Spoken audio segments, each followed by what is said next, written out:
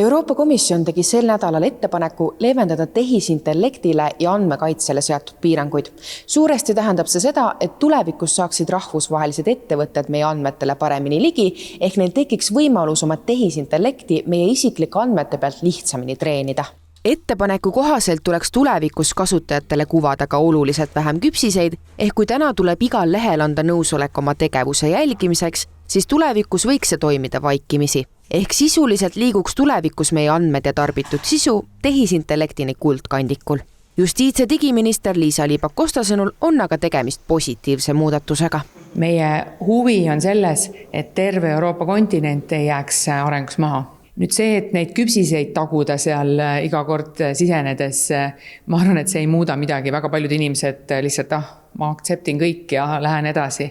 Et see on tegelikult veel halvem variant.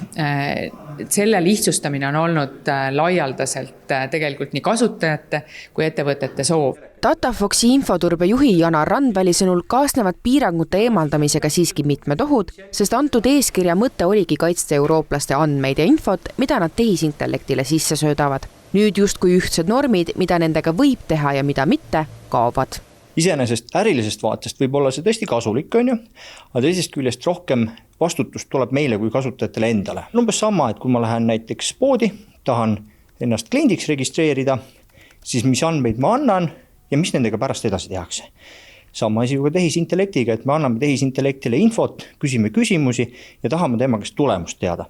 Nüüd iseasi ongi see, et mida nüüd siis pärast selle uue leevenduse valguses, mida selle infoga teha tohib, mida me tehisintellektile anname. Loomulikult selles ajastus, kus me praegu elame, tegelikult peab iga inimene muutuma iseenda andmete suhtes palju tähelepanelikumaks, sest tõepoolest tehisaru ajastu võimaldab neid andmeid kasutada enneolematul moel. Nüüd, mis puudutab seda, et kuidas inimeste delikaatsed isikuandmed on kaitstud, siis selles osas me peame tugevdama küberturvalisust, me peame tegelikult seadma väga selged reeglid, et inimene ise annab oma nõusoleku ikkagi selliste andmete kasutamiseks ja kuidas ta selle nõusoleku tagasi võtab ja mis siis juhtub, kui ta on selle nõusoleku tagasi võtnud. Ekspertide hinnangul tekitab aga selline muudatus halli ala veelgi juurde ning järelevalve tehnoloogia ettevõtete üle kaob. Kuigi tegemist on Brüsseli poolt hetkel vaid ettepanekuga, soovitab Randväli andmete turvalisuse mõttes oma käitumine tehisintellektiga suheldes ja internetis surfates üle vaadata juba täna.